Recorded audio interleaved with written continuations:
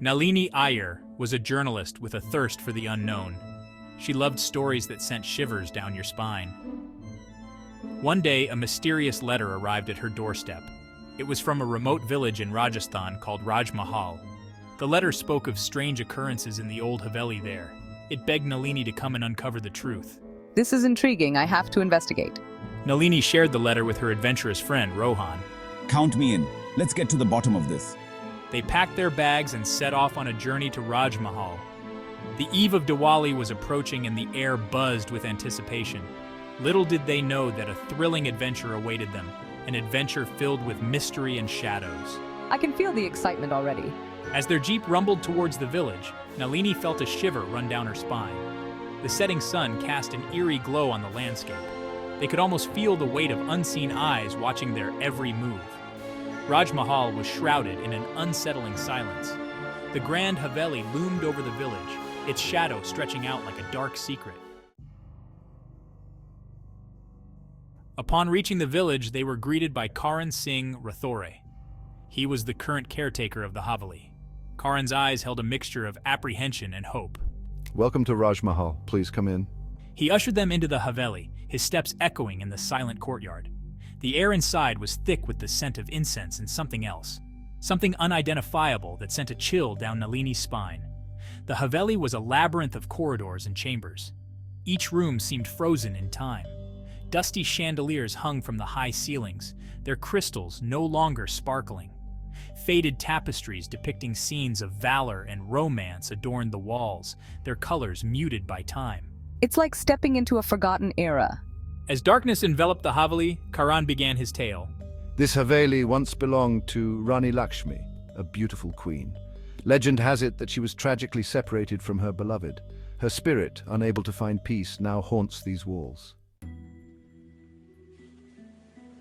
That night, as Nalini tried to sleep, she heard whispers. They were faint at first, like the rustling of silk. Then they grew louder. The whispers seemed to come from the walls themselves, weaving tales of sorrow and longing. Nalini couldn't understand the words, but their sadness pierced her heart. What is this? Who's there? She sat up in bed, her heart pounding. The room was dimly lit by the flickering flame of a diya.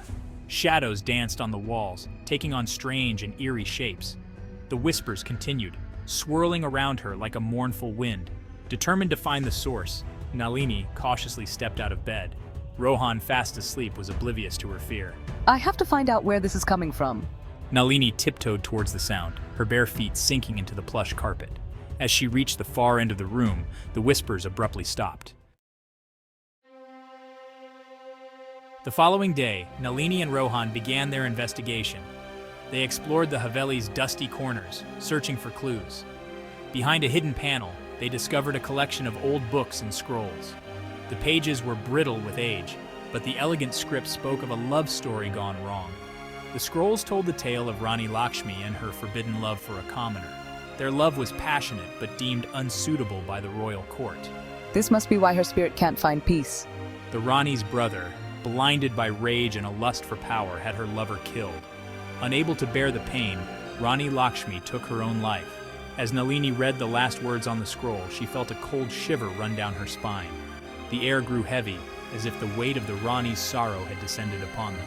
We need to find out what she's searching for. It was clear that the Rani's spirit still lingered, searching for something. But what? As the days passed, the paranormal activity intensified. Objects moved on their own, doors slammed shut without a breeze, and disembodied voices echoed through the corridors. I even saw a fleeting glimpse of a woman in a white sari vanishing into the shadows. Fear threatened to consume them, but Nalini's resolve only grew stronger. She had to uncover the truth and help the Rani find peace. I noticed that the paranormal activity heightened whenever Karan was nearby. His eyes, usually filled with concern, seemed to gleam with an odd satisfaction. Could he be responsible for the heightened activity? But why? What could he gain from tormenting the Rani's spirit? Nalini shared her suspicions with Rohan. They decided to confront Karan but proceed cautiously. They needed proof, evidence that would expose his true intentions. As they delved deeper into the mystery, they stumbled upon a chilling discovery in the Haveli's old library. In the library, hidden amongst ancient texts, they found a leather-bound journal. The journal belonged to Rani Lakshmi's brother. As they read his words, a wave of horror washed over them. The brother had not only killed the Rani's lover, but had also imprisoned her in the Haveli. Driven mad by grief and betrayal, the Rani had taken her own life within those very walls. Suddenly the room plunged into darkness. The air turned frigid, as if an icy hand had gripped their hearts. Fear choked their breaths as they heard the heavy thud of footsteps approaching. They were trapped. A cold, ethereal laughter echoed around us, sending shivers down our spines. The ghostly apparition of Rani Lakshmi materialized before their eyes. Her spectral form shimmered in the darkness, her eyes burning with a cold fire. It was clear that she was no longer the loving queen of old, but a vengeful spirit seeking retribution. Nalini knew they had to act fast. She appealed to the Rani, speaking with compassion and understanding. I promise to help you find peace, but first we need to escape the library. To their surprise, the Rani listened. She flickered towards the door and with a ghostly touch, unlocked it. They found Karan outside, his eyes wide with a mixture of fear and excitement. Nalini knew then that her suspicions were correct. Karan, you've been using the Rani's spirit to scare people away. You believe that the Haveli holds a hidden treasure, and you're willing to do whatever it takes to find it. Nalini confronted Karan, her voice trembling with anger and disgust. She revealed his treachery, exposing his greed and disrespect for the Rani's memory. Rohan stood beside her, his presence a source of strength. Karan, realizing he had been exposed, tried to flee. But the Rani's spirit, now a powerful force, blocked his path. She appeared before him, her sorrow and anger palpable. Please forgive me, I beg you. He fell to his knees, begging for forgiveness. Nalini, understanding that the Rani's anger was misdirected, intervened. Rani Lakshmi, your pain is immense, but it is time to let go. Forgiveness is the key to finding peace. She spoke of forgiveness and the importance of letting go. She urged the Rani to release her pain and find peace. I have held on to this for so long. Slowly, the Rani's anger seemed to dissipate, replaced by an overwhelming sadness. As the first rays of dawn pierced through the Haveli windows, a sense of peace descended upon them. The Rani's spirit, finally free from her earthly tethers, began to fade. With a grateful smile towards Nalini, she vanished into the light, leaving behind a profound silence. With the Rani's spirit at peace, the Haveli felt lighter, as if a heavy shroud had been lifted. The air, once thick with sorrow and fear, now vibrated with a gentle energy. Nalini and Rohan, exhausted but exhilarated, watched as the first rays of the morning sun bathed the Haveli in a golden glow. We did it, Nalini. We really did it.